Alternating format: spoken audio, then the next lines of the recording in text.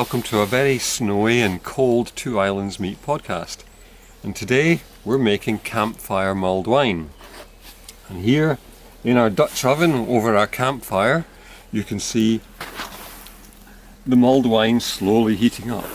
In there is a bottle of ruby port, 2 bottles of fruity red wine, sugar, 6 clementines cut in half, and a sachet, a homemade sachet of mulled wine spices, which is cinnamon, nutmeg and cloves, all tied together in a muslin bag and immersed in the liquid, which is slowly warming up over the campfire.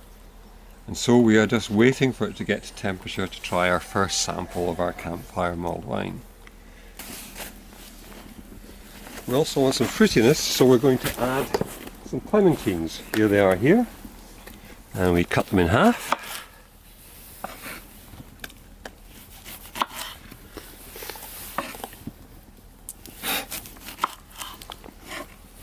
By the way, our Two Islands Meat dog is in the background enjoying a bone. She doesn't really like mulled wine.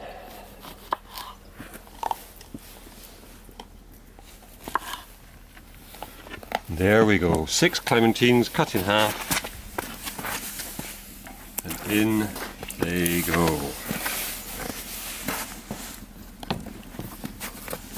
Good stir.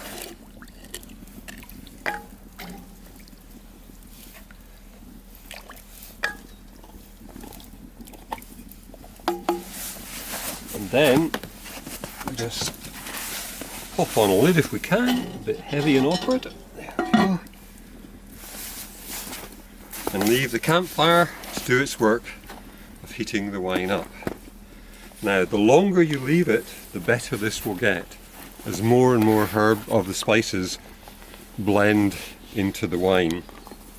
But it's a cold day, we'll take this as soon as it's hot.